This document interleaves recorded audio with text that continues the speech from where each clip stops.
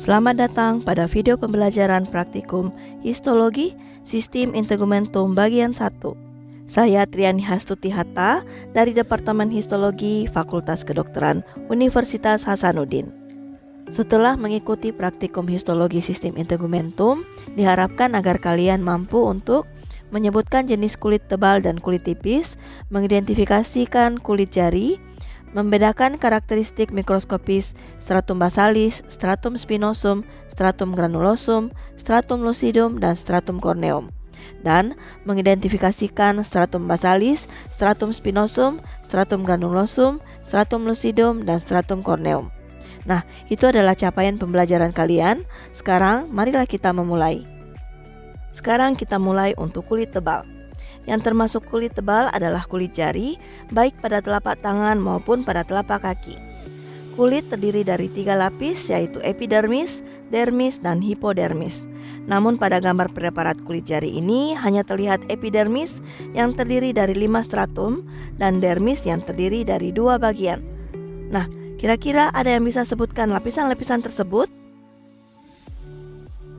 Jadi, dari lapisan paling bawah hingga ke atas, pada epidermis kulit jari adalah dimulai dari stratum basalis, stratum spinosum, stratum granulosum, stratum lucidum. Nah, untuk stratum lucidum ini adalah lapisan yang hanya terdapat pada kulit tebal. Kemudian, paling atas adalah stratum corneum.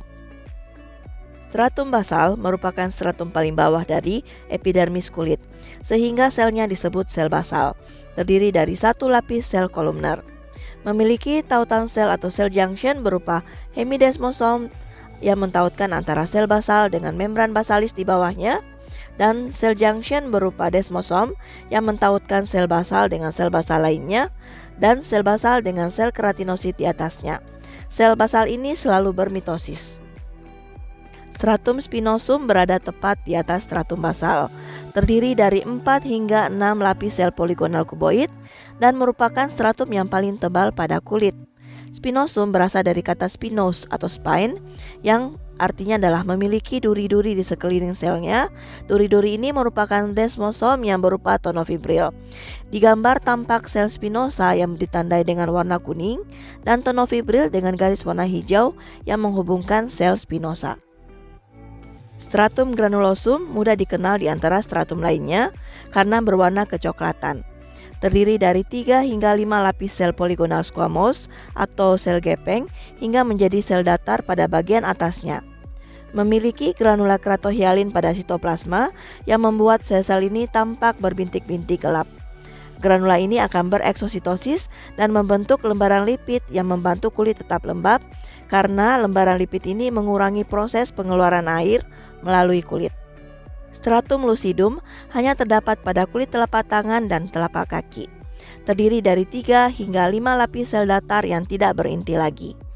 Stratum ini tampak transparan karena mengandung protein eledin.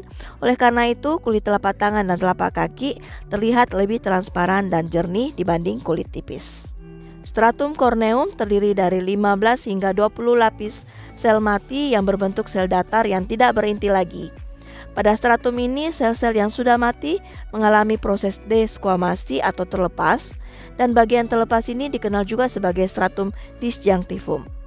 Pada stratum corneum ditemukan muara ductus excretorius kelenjar ekrin, tempat keluarnya keringat. Berikutnya adalah kulit tipis. Terdapat 3 contoh kulit tipis yang kalian lihat saat praktikum, yaitu kulit kepala, kulit aksila, dan kulit skrotum. Secara lebih terperinci akan dibahas pada video ajar praktikum histologi sistem integumentum bagian kedua. Terima kasih atas perhatiannya. Sampai jumpa pada video ajar bagian kedua.